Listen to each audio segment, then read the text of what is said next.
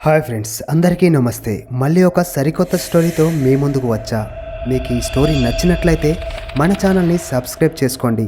అలాగే కింద ఉన్న బెల్ బటన్ని క్లిక్ చేయండి. మన ఛానల్ 100 సబ్స్క్రైబర్స్కి చాలా దగ్గరలో ఉంది. ఓకే ఫ్రెండ్స్, ఇక మీరు మేము అంతా చాలా బాగుండాలని కోరుకుంటూ కథలోకి వెళ్ళిపోదాం.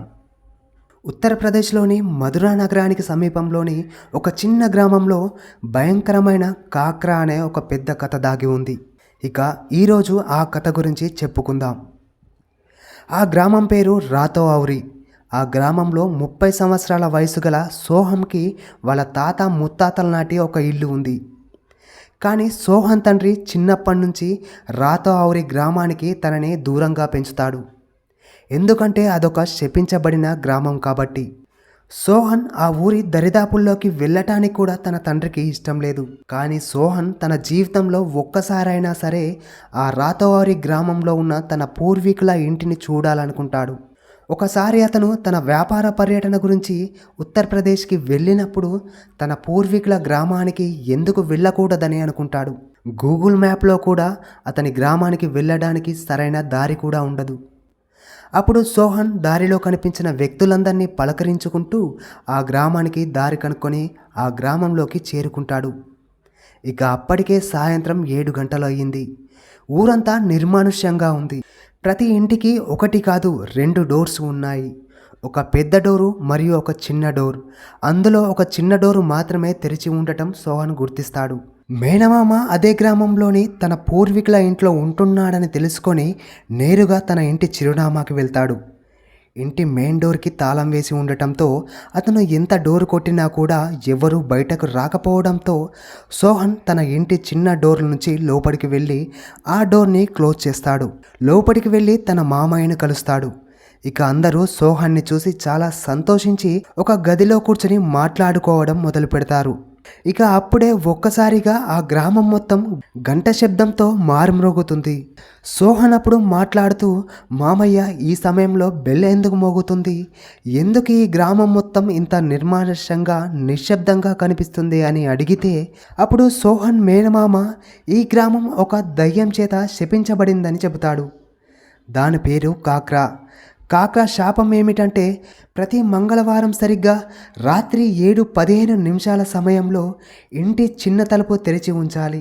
లేకపోతే లోపల ఉన్న ఏ మనిషినైనా సరే కాక్రాతో శపించబడతాడు అని ఇక్కడ ఉన్న ఊరివారు గట్టిగా నమ్ముతారు. ఇంకా అదే నిజం. ఇక అదే కాకుండా శపించబడిన వ్యక్తి ఆ రోజు నుండి 13 రోజుల్లో తన ఆరోగ్యం క్షీణిస్తూ రక్తం కక్కుకొని చాలా దారుణంగా చనిపోతాడని చెబుతాడు. ఇది విన్న తర్వాత సోహన్కి అప్పుడే గుర్తుకు వస్తుంది. ఇంటి లోపలికి వచ్చేటప్పుడు ఆ చిన్న డోర్ని క్లోజ్ చేసి వచ్చానని జ్ఞాపకం చేసుకుంటాడు.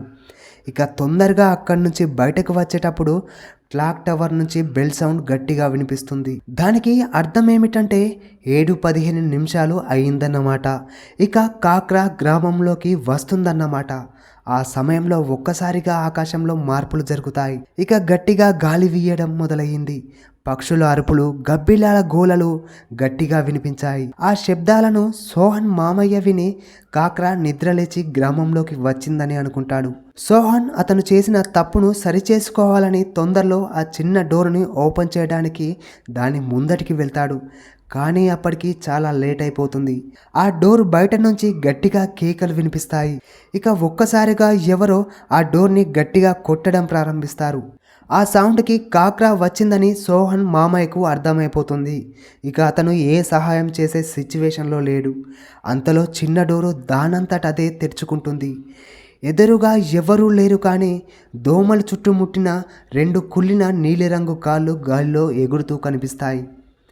ఇక అప్పుడే కాక్రా తన 2 ఎర్రటి భయంకరమైన కళ్ళతో, చెల్లాచెదురైన తన వికృతమైన వెంట్రుకలతో, కుళ్ళిన నీలిరంగు శరీరంతో అతి వేగంగా సోహన్ దగ్గరికి వచ్చి తన శరీరం నుంచి ఆత్మ ప్రయాణం చేస్తుంది.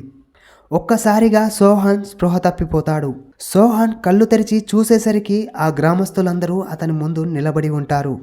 అప్పుడే ఉన్నట్టుండి సోహన్కి వెన్నులో నొప్పి వస్తూ ఉంటుంది. అతను తన వెనుకాల చేతితో తడుముకుంటూ ఉన్నప్పుడు సోహన్ వీపు మీద ఒక పెద్ద కురుపును గ్రహిస్తాడు. అది మామూలు కురుపు కాదు, కాక్రా ఇచ్చిన అతిపెద్ద భయంకరమైన శాపం. అప్పుడు సోహన్కి అర్థమవుతుంది. ఇక ఈ రోజు నుంచి 13 రోజుల్లో అతను చనిపోతాడని గ్రహిస్తాడు. ఓకే ఫ్రెండ్స్, ఈ స్టోరీ మీకు ఇంట్రెస్టింగ్గా అనిపిస్తే ప్లీజ్ మన ఛానల్ని లైక్ అండ్ సబ్స్క్రైబ్ చేయడం మాత్రం మర్చిపోకండి. ఇక పార్ట్ 2 స్టోరీలో మళ్ళీ కలుద్దాం. Thank you for watching.